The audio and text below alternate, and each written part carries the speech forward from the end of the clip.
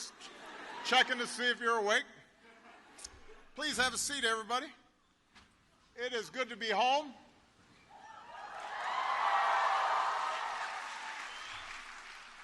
It's good to see corn,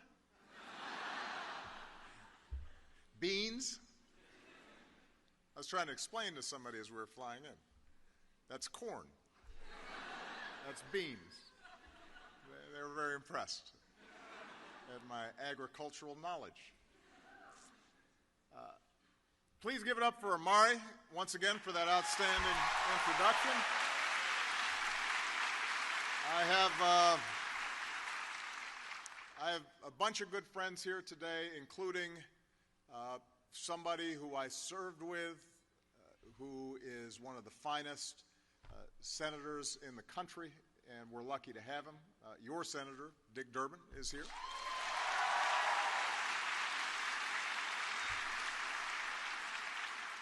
I also noticed, by the way, former Governor Edgar here, who I haven't seen in a long time, and somehow he has not aged, and I have. It is great to see you, Governor. I want to thank President Killeen and everybody at the U of I system for making it possible for me to be here today, and I am deeply honored at the Paul Douglas Award that is being given to me.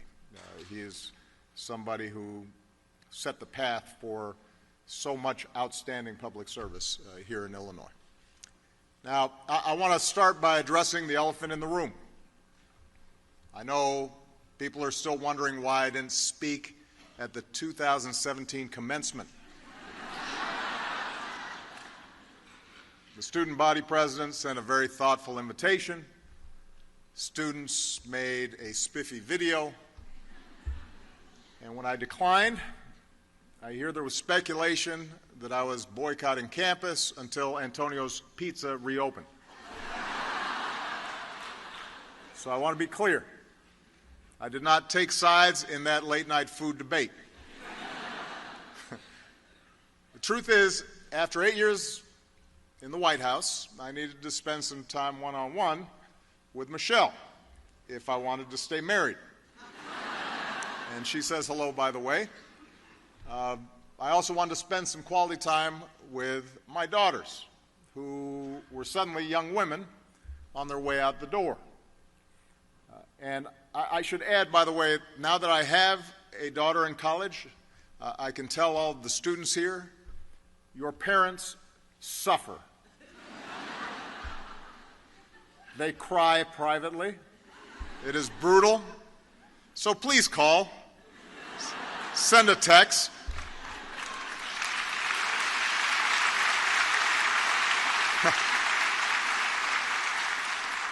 We need to hear from you, just a little something.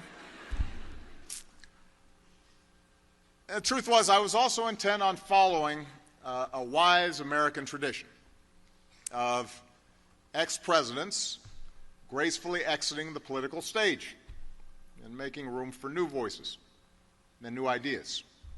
And we have our first president, George Washington, to thank for setting that example. After he led the colonies to victory as General Washington, there were no constraints on him, really. He was practically a god to those who had followed him into battle. There was no constitution. There were no democratic norms that guided what he should or could do. And he could have made himself all-powerful. He could have made himself potentially president for life.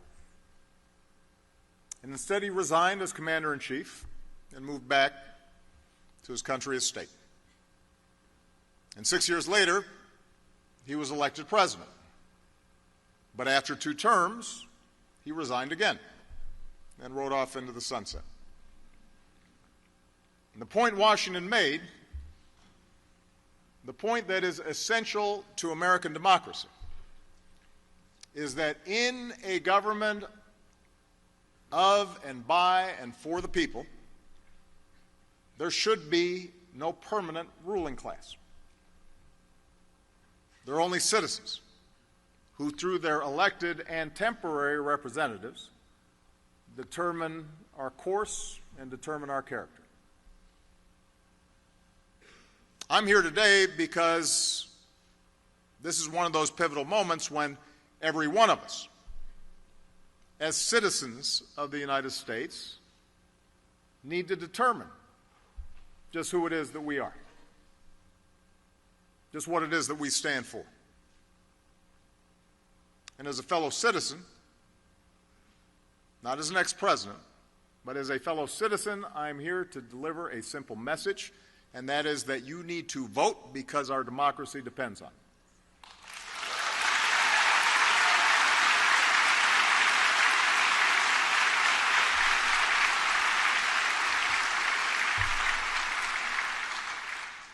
Now, some of you may think I'm exaggerating when I say this November's elections are more important than any I can remember in my lifetime. And I know politicians say that all the time. I have been guilty of saying it a few times, particularly when I was on the ballot. But just a glance at recent headlines should tell you that this moment really is different.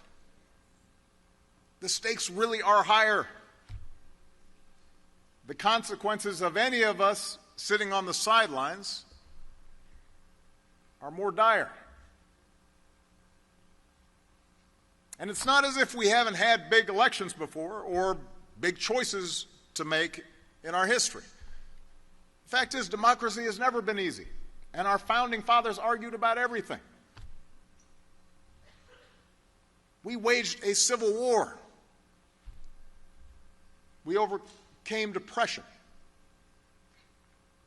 We've lurched from eras of great progressive change to periods of retrenchment. Still, most Americans alive today, certainly the students who are here, have operated under some common assumptions about who we are and what we stand for. Out of the turmoil of the Industrial Revolution and the Great Depression, America adapted a new economy, a 20th century economy, guiding our free market with regulations to protect health and safety and fair competition, empowering workers with union movements, investing in science and infrastructure and educational institutions like U of I,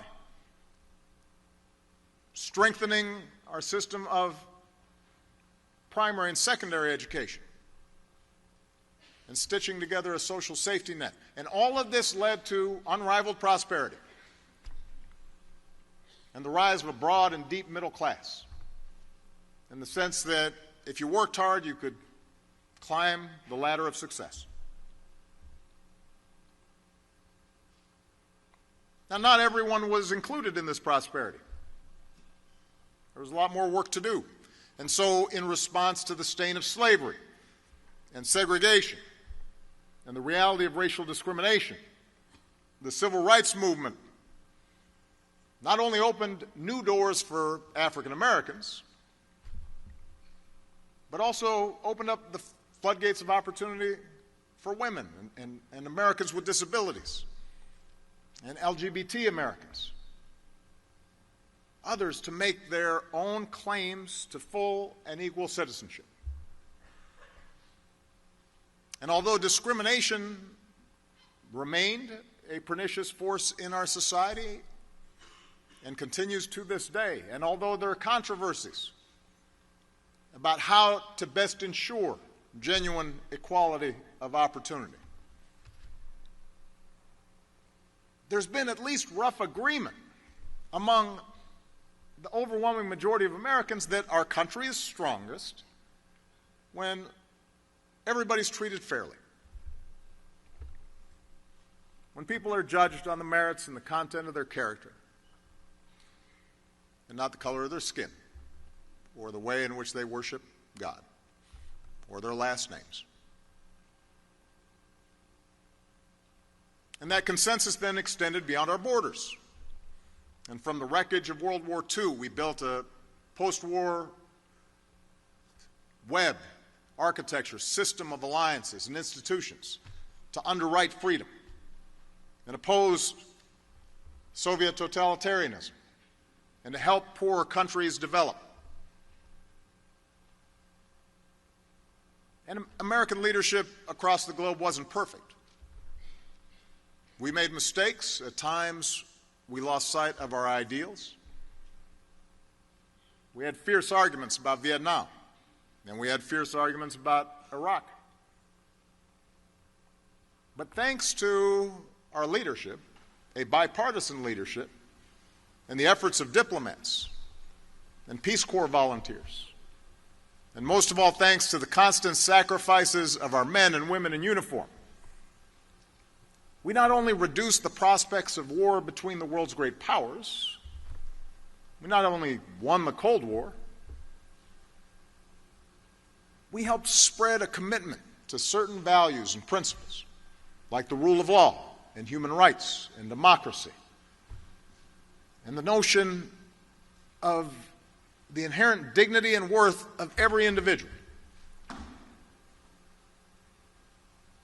And even those countries that didn't abide by those principles were still subject to shame and still had to at least give lip service to the idea. And that provided a lever to continually improve the prospects for people around the world. That's the story of America. A story of progress. Fitful progress, incomplete progress, but progress. And that progress wasn't achieved by just a handful of famous leaders making speeches. It was won because of countless quiet acts of heroism and dedication by citizens, by ordinary people, many of them not much older than you. It was won because, rather than be bystanders to history, ordinary people fought and marched and mobilized and built and, yes, voted to make history.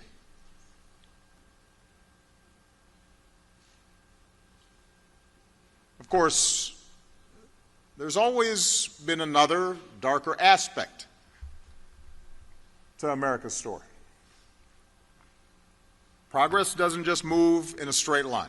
There's a reason why progress hasn't been easy, and why throughout our history, every 2 steps forward seems to sometimes produce 1 step back.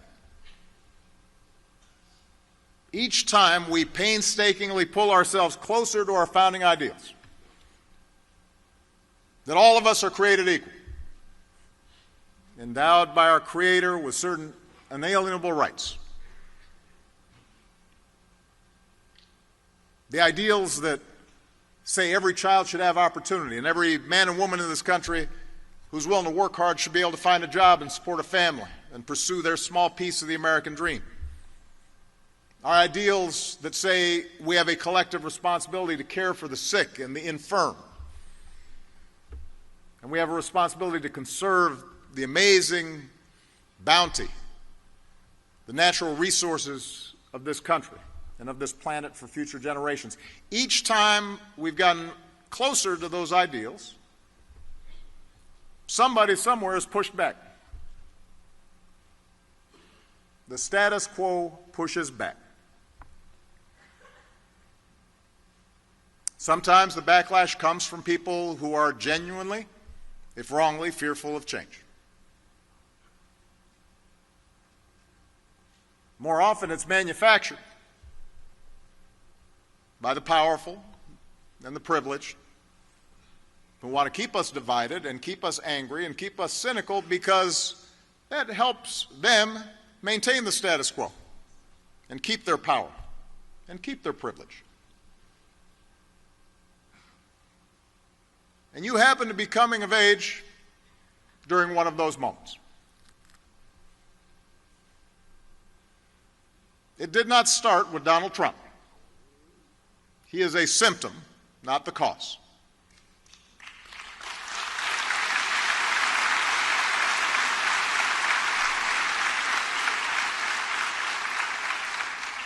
He's just capitalizing on resentments that politicians have been fanning for years. A fear and anger that's rooted in our past, but it's also born out of the enormous upheavals that have taken place in your brief lifetimes. And by the way, it is brief. When I heard Amari was 11 when I got elected. And now he's started a company. That was yesterday. But think about it. Yeah, you've come of age in a smaller, more connected world where demographic shifts and the winds of change have scrambled not only traditional economic arrangements, but our social arrangements and our religious commitments and our civic institutions. Most of you don't remember a time before 9/11 when you didn't have to take off your shoes at an airport. Most of you don't remember a time when America wasn't at war, or when money and images and information could travel instantly around the globe, or when the climate wasn't changing faster than our efforts to address it. And this change has happened fast, faster than any time in human history. And it created a new economy that has unleashed incredible prosperity. But it's also upended people's lives in profound ways. For those with unique skills or access to technology and capital, a global market has meant unprecedented wealth. For those not so lucky,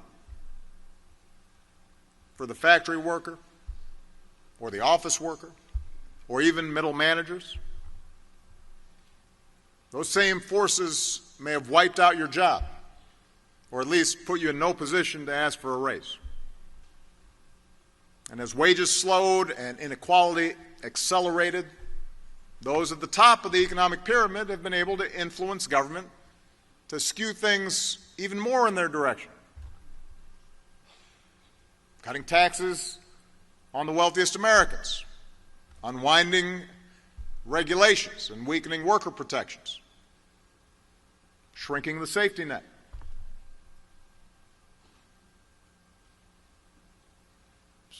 So you have come of age during a time of growing inequality, a fracturing of economic opportunity. And that growing economic divide compounded other divisions in our country: regional, racial, religious, cultural. It made it harder to build consensus on issues.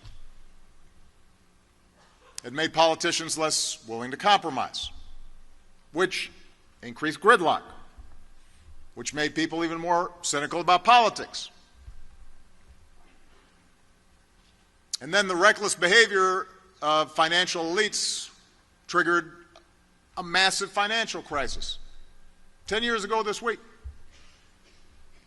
A crisis that resulted in the worst recession in any of our lifetimes and caused years of hardship for the American people. For many of your parents, for many of your families. Most of you weren't old enough to fully focus on what was going on at the time. But when I came into office in 2009, we were losing 800,000 jobs a month. 800,000. Millions of people were losing their homes. Many were worried we were entering into a second Great Depression.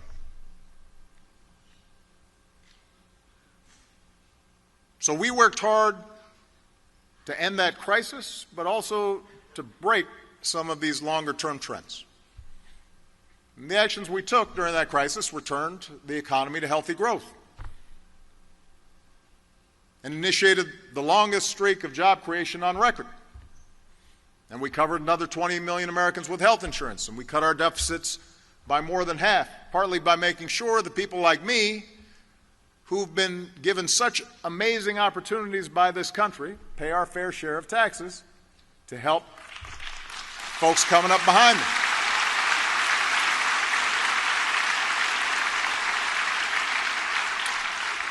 And by the time I left office, household income was near its all-time high, and the uninsured rate had hit an all-time low, and wages were rising, and poverty rates were falling. I mention all this just so when you hear how great the economy is doing right now, let's just remember when this recovery started.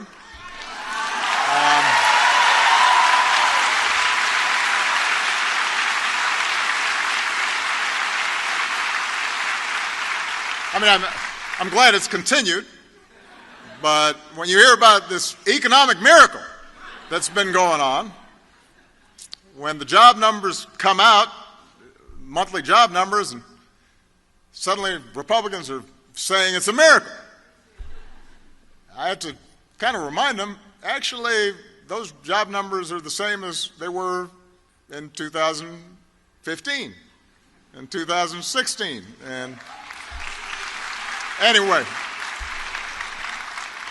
I digress.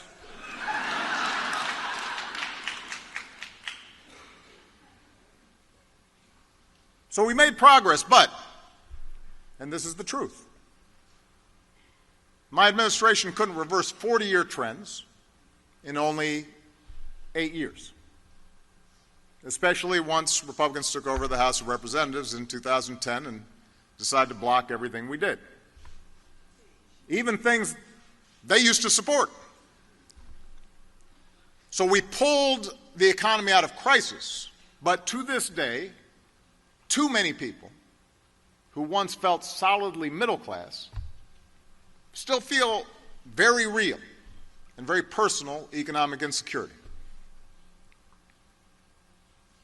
Even though we took out bin Laden and wound down the wars in Iraq and our combat role in Afghanistan and got Iran to halt its nuclear program, the world's still full of threats and disorder that come streaming through people's televisions every single day. And these challenges get people worried, and it frays our civic trust.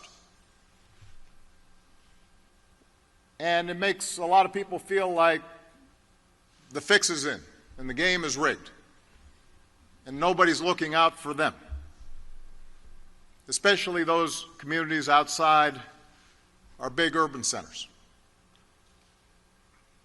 And even though your generation is the most diverse in history, with a greater acceptance and celebration of our differences than ever before, those are the kinds of conditions that are ripe for exploitation by politicians who have no compunction and no shame about tapping into America's dark history of racial and ethnic and religious division. Appealing to tribe, appealing to fear, pitting one group against another, telling people that order and security will be restored if it weren't for those who don't look like us or don't sound like us or don't pray like we do. That's an old playbook. It's as old as time. And in a healthy democracy, it doesn't work. Our antibodies kick in.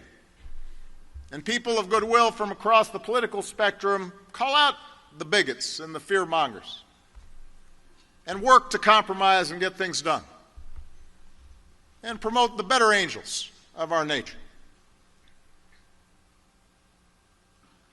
But when there's a vacuum in our democracy, when we don't vote, when we take our basic rights and freedoms for granted, when we turn away and stop paying attention, and stop engaging, and stop believing,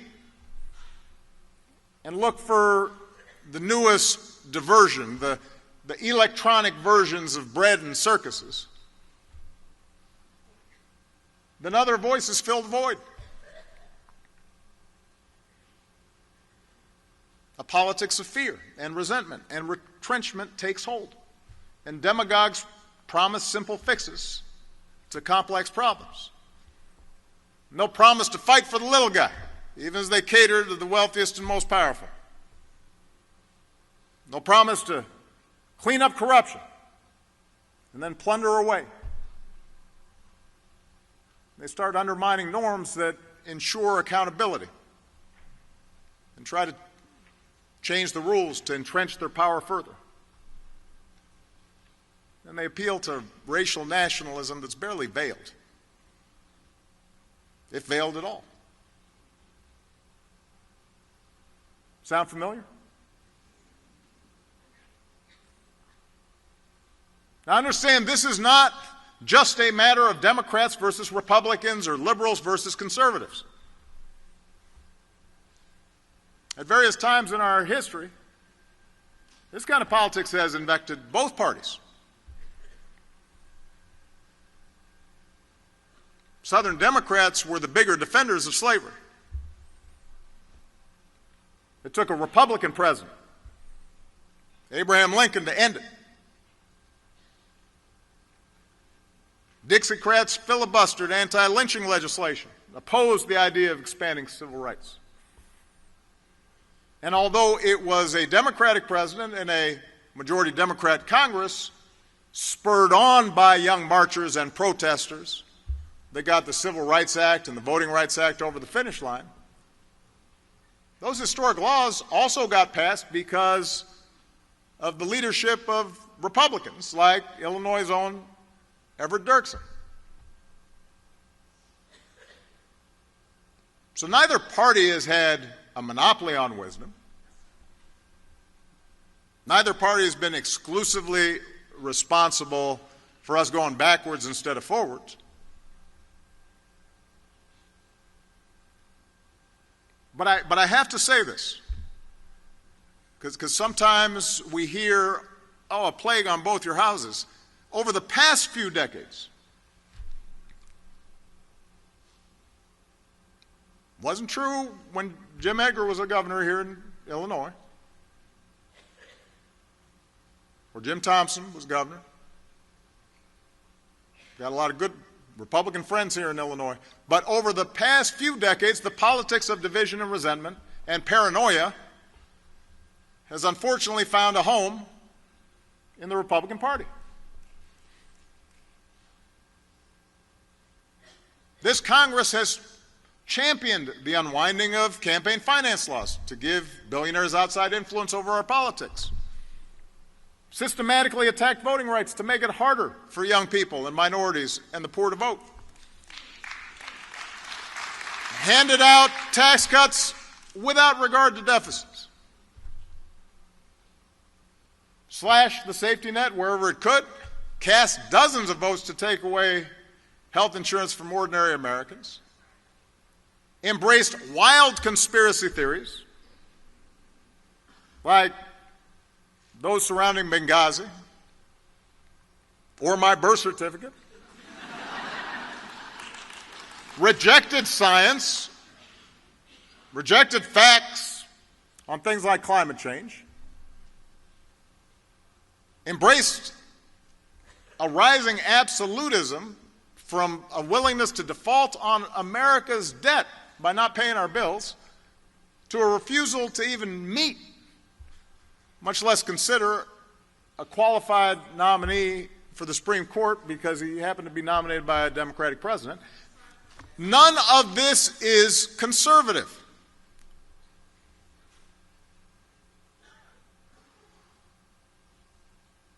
I don't mean to pretend I'm channeling Abraham Lincoln now, but that's not what he had in mind, I think,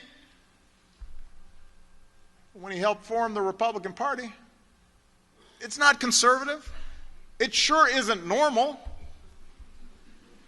It's radical. It's a vision that says the protection of our power and those who back us is all that matters, even when it hurts the country.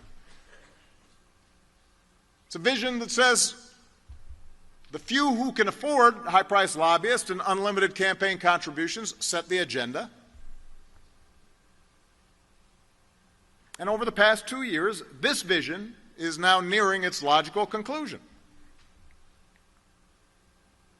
So that with Republicans in control of Congress and the White House, without any checks or balances whatsoever, they've provided another $1.5 trillion in tax cuts to people like me who I promise don't need it and don't even pretend to pay for them. It's supposed to be the party supposedly of fiscal conservatism. Suddenly, deficits do not matter. Even though just 2 years ago, when the deficit was lower, they said, I couldn't afford to help working families or seniors on Medicare because the deficit was an existential crisis. What changed?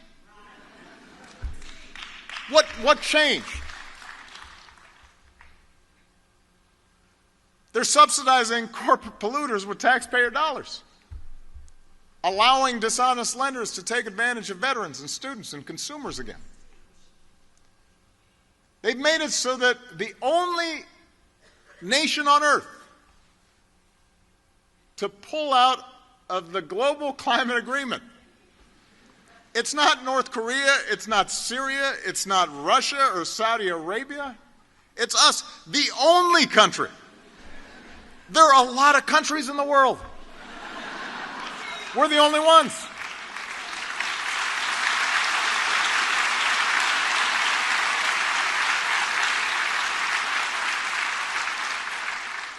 They're undermining our alliances, cozying up to Russia. What happened to the Republican Party? Its central organizing principle in foreign policy was the fight against communism, and now they're cozying up to the former head of the KGB, actively blocking legislation that would defend our elections from Russian attack. What happened? Their sabotage of the Affordable Care Act has already cost more than 3 million Americans their health insurance.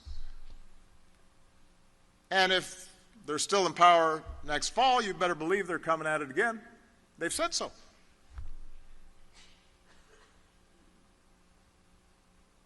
In a healthy democracy, there's some checks and balances on this kind of behavior, this kind of inconsistency. But right now, there's nothing. Republicans who know better in Congress, and they're there, they're quoted saying, yeah, we know this is kind of crazy, are still bending over backwards to shield this behavior from scrutiny or accountability or consequence. Seem utterly unwilling to find the backbone to safeguard the institutions that make our democracy work. And by the way, the claim that everything will turn out okay because there are people inside the White House who secretly aren't following the president's orders, that is not a check. I'm being serious here. That's not how our democracy is supposed to work. These people aren't elected. They're not accountable. They're not doing us a service by actively promoting 90% of the crazy stuff that's coming out of this White House and then saying, don't worry, we're preventing the other 10%. That's not how things are supposed to work. This is not normal. So these are extraordinary times. And they're dangerous times.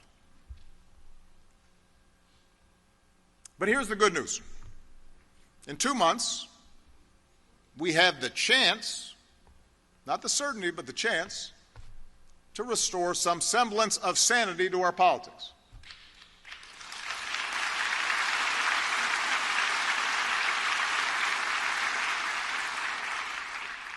Because there is actually only one real check on bad policy and abuses of power. And that's you. You and your vote.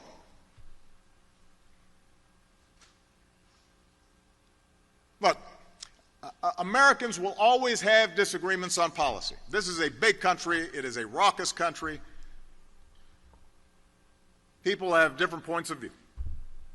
I happen to be a Democrat. I support Democratic candidates. I believe our policies are better and that we have a bigger, bolder vision of opportunity and equality and justice and inclusive democracy.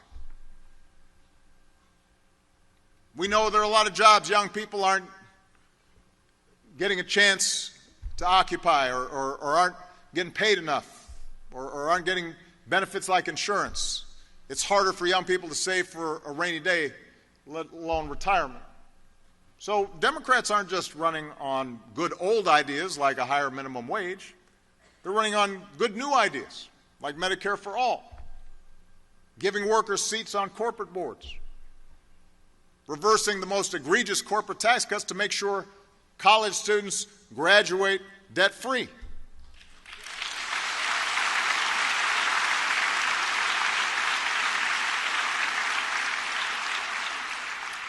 We know that people are tired of toxic corruption and that democracy depends on transparency and accountability. So Democrats aren't just running on good old ideas like requiring presidential candidates to release their tax returns and barring lobbyists from making campaign contributions, but on good new ideas, like barring lobbyists from getting paid by foreign governments.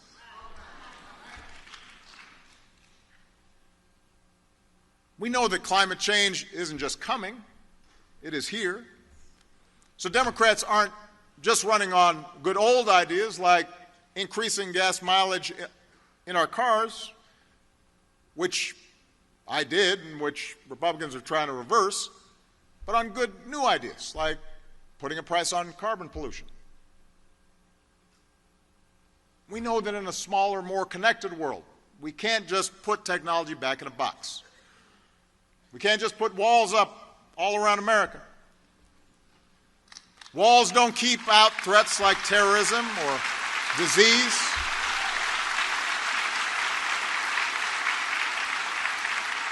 And that's why we propose leading our alliances and helping other countries develop and pushing back against tyrants.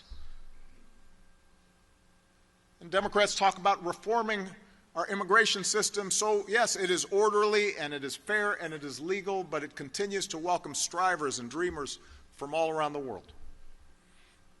That's why I'm a Democrat. That's a set of ideas that I believe in. But I am here to tell you that even if you don't agree with me or Democrats on policy, even if you believe in more libertarian economic theories, even if you are an evangelical and our position on certain social issues is a bridge too far, even if you think my assessment of immigration is mistaken and the Democrats aren't serious enough about immigration enforcement, I'm here to tell you that you should still be concerned with our current course and should still want to see a restoration of honesty and decency and lawfulness in our government.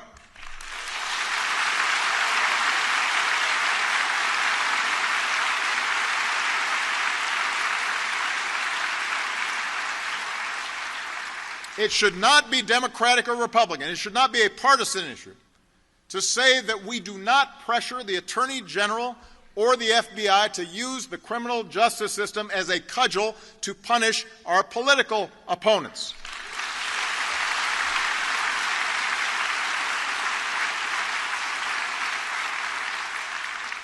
or to explicitly call on the Attorney General to protect members of our own party from prosecution because an election happens to be coming up.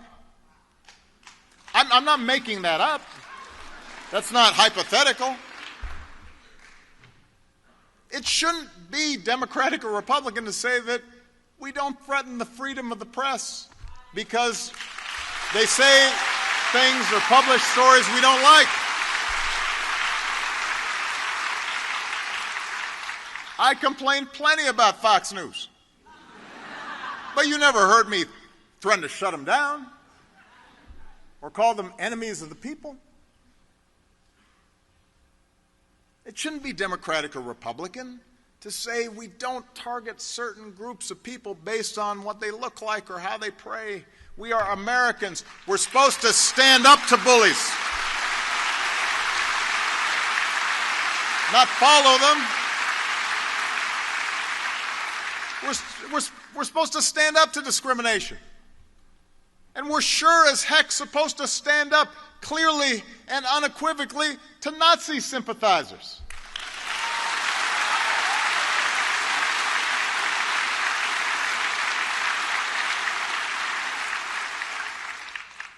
How hard can that be, saying that Nazis are bad?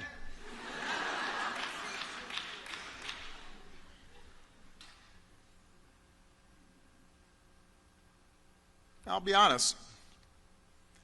Sometimes I get into arguments with progressive friends about what the current political movement requires.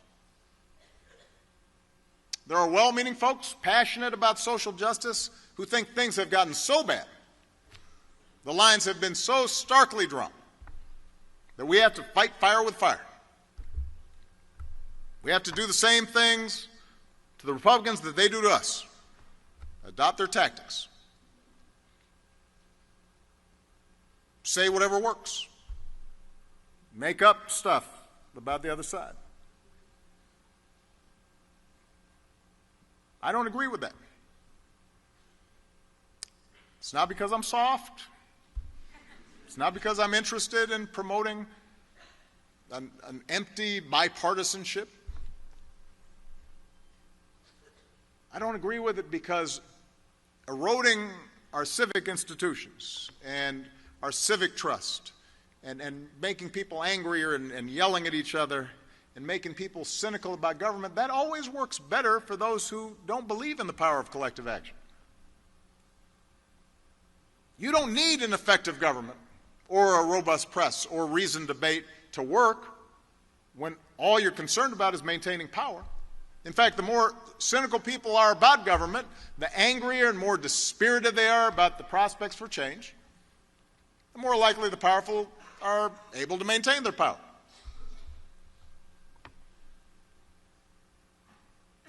But we believe that in order to move this country forward, to actually solve problems and make people's lives better, we need a well-functioning government. We need our civic institutions to work. We need cooperation among people of different political persuasions. And to make that work, we have to restore our faith in democracy. We have to bring people together, not tear them apart.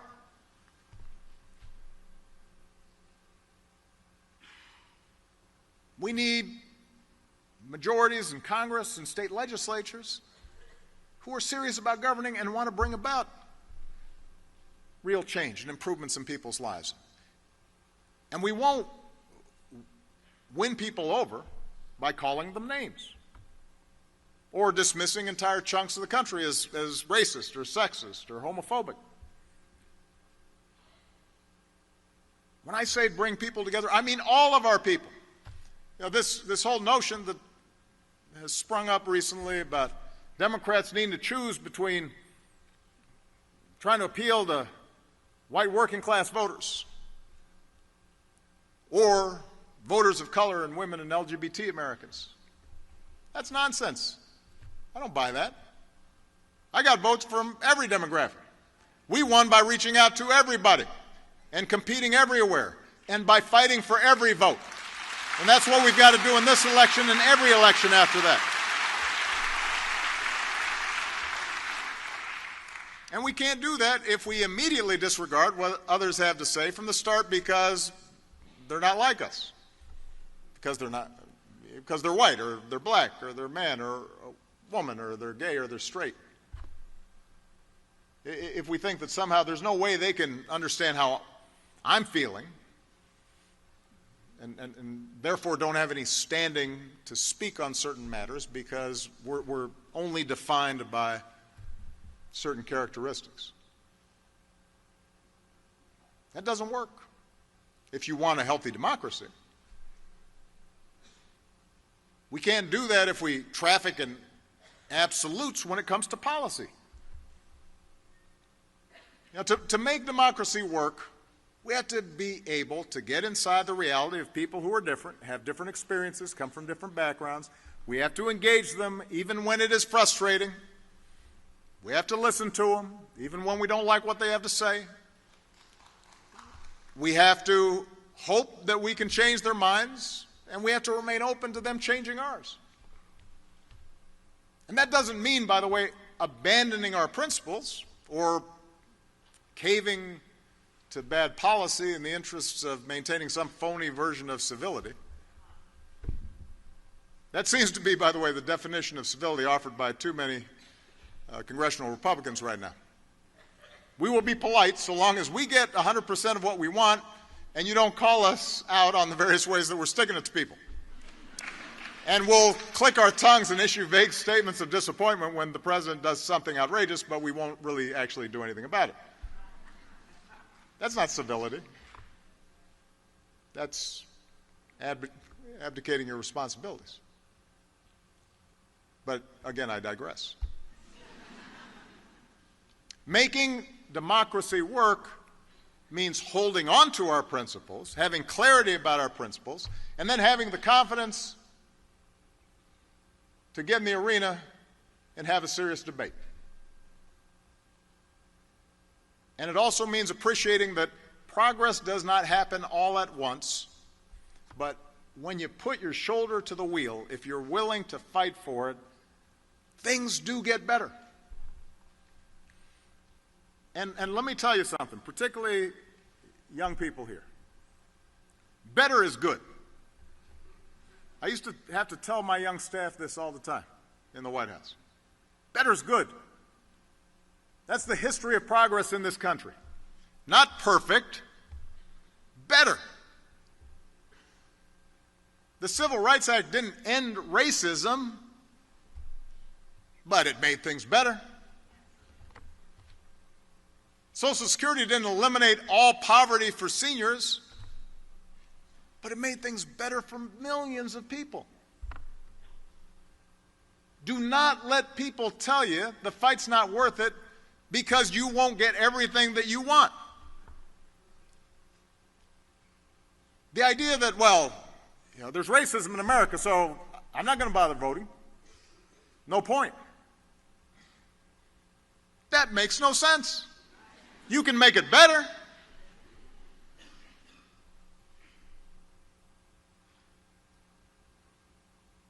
Better's always worth fighting for. That's how our founders expected this system of self-government to work. That through the testing of ideas and the application of reason and evidence and proof, we could sort through our differences, and nobody would get exactly what they wanted, but it would be possible to find a basis for common ground.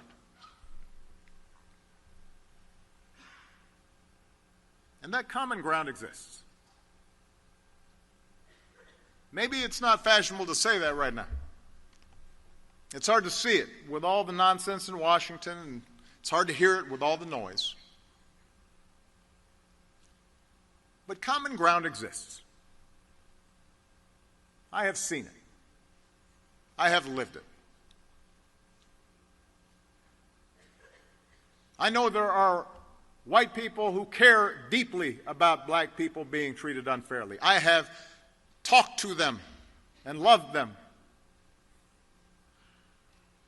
And I know there are black people who care deeply about the struggles of white rural America. I'm one of them, and I have a track record to prove it.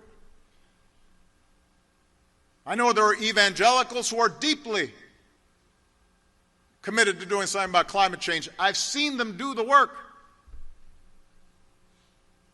I know there are conservatives who think there's nothing compassionate about separating immigrant children from their mothers. I know there are Republicans who believe government should only perform a few minimal functions, but that one of those functions should be making sure nearly 3,000 Americans don't die in a hurricane and its aftermath.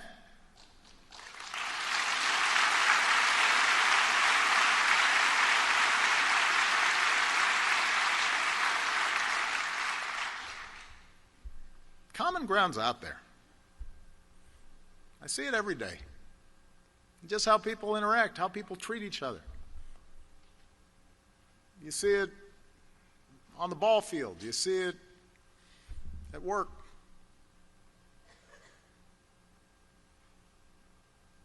You see it in places of worship.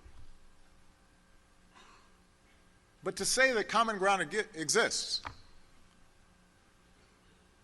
doesn't mean it will inevitably win out.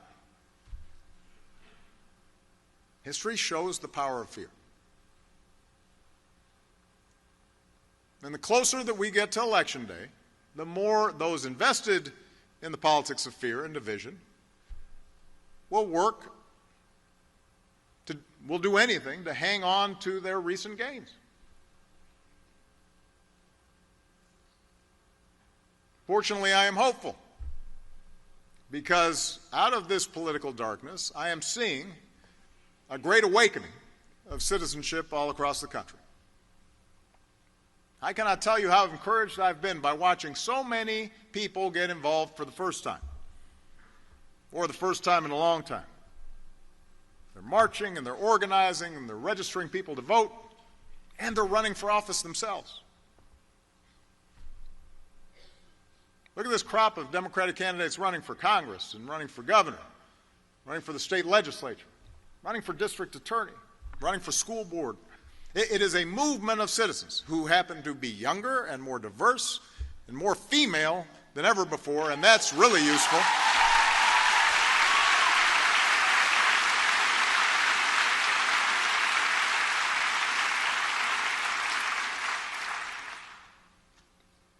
We need more women in charge. But we've got first-time candidates, we've got veterans of Iraq and Afghanistan, record numbers of women, Americans who previously maybe didn't have an interest in politics as a career, but laced up their shoes and rolled up their sleeves and grabbed a clipboard because they too believe this time's different. This moment's too important to sit out. And if you listen to what these candidates are talking about in individual races across the country, you'll find they're not just running against something, they are running for something. They're running to expand opportunity, and they're running to restore the honor and compassion that should be the essence of public service. And speaking as a Democrat, that's when the Democratic Party has always made the biggest difference in the lives of the American people, when we led with conviction and principle and bold new ideas.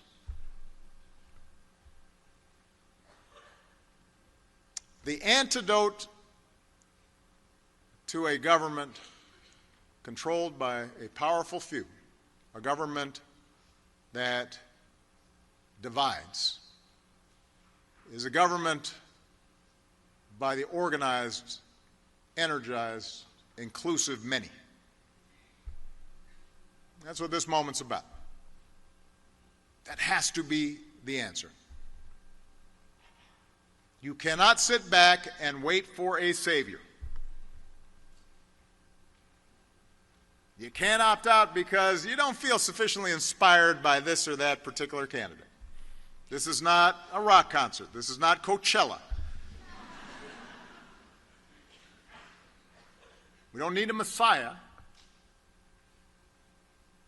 All we need are decent, honest, hard-working people who are accountable and who have America's best interests at heart.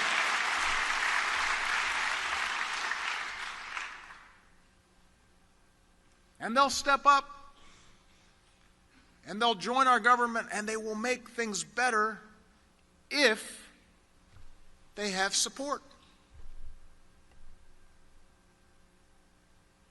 One election will not fix everything that needs to be fixed, but it will be a start. And you have to start it. What's going to fix our democracy is you.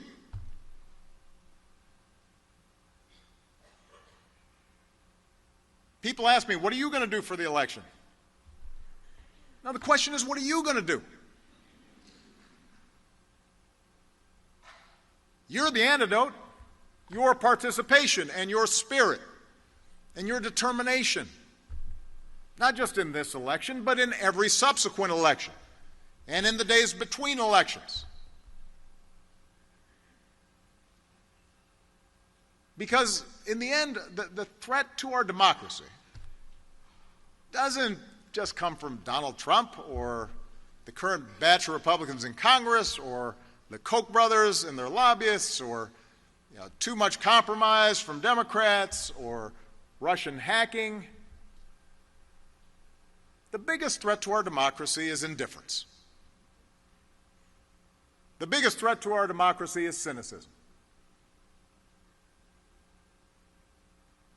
A cynicism led too many people to turn away from politics and stay home on Election Day. To all the young people who are here today, there are now more eligible voters in your generation than in any other, which means your generation now has more power than anybody to change things. If you want it, you can make sure America gets out of its current funk. If you actually care about it, you have the power to make sure we seize a brighter future. But to exercise that clout, to exercise that power, you have to show up. In the last midterms election, in 2014, fewer than 1 in 5 young people voted. 1 in 5. Not 2 in 5. Or 3 in 5. 1 in 5. Is it any wonder this Congress doesn't reflect your values and your priorities? Are you surprised by that? This whole project of self-government only works if everybody's doing their part. Don't tell me your vote doesn't matter. I've won states in the presidential election because of 5, 10, 20 votes per precinct. And if you thought elections don't matter, I hope these last 2 years have corrected that impression.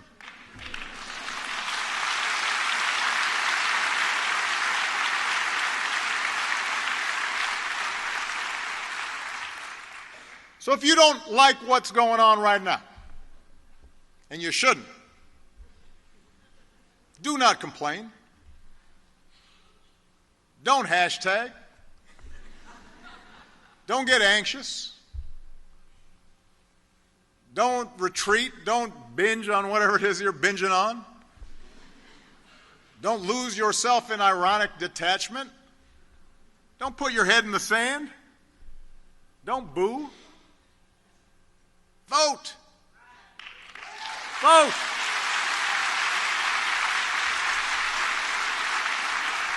If you are really concerned about how the criminal justice system treats African Americans, the best way to protest is to vote. Not just for senators and representatives, but for mayors and sheriffs and state legislators.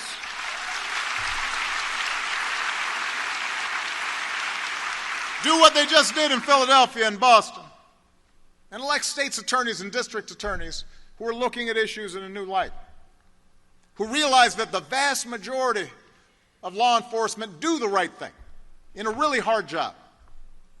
And we just need to make sure all of them do.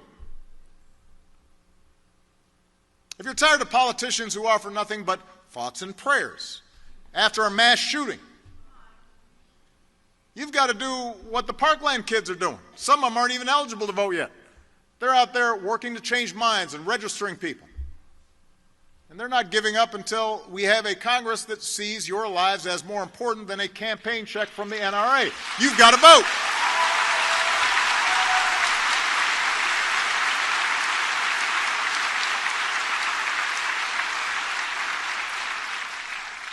If you support the Me Too movement, you're outraged by stories of sexual harassment and assault, inspired by the women who shared them.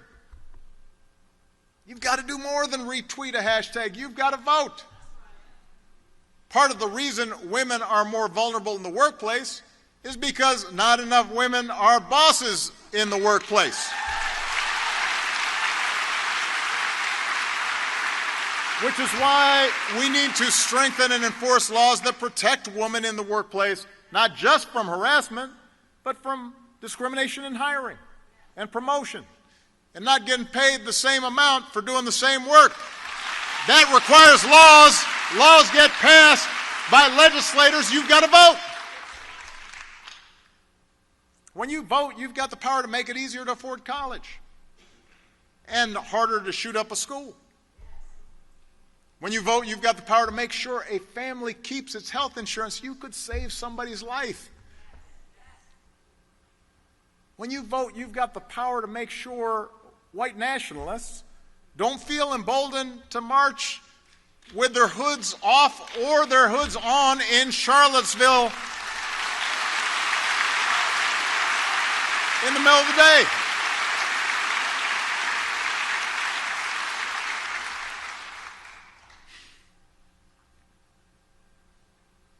Minutes. 30 minutes of your time. Is democracy worth that?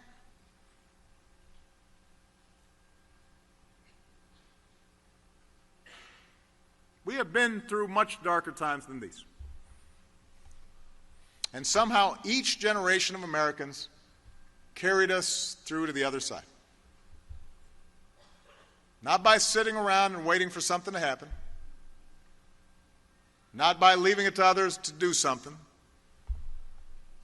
but by leading that movement for change themselves. And if you do that, if you get involved and you get engaged and you knock on some doors and you talk with your friends and you argue with your family members and you change some minds and you vote,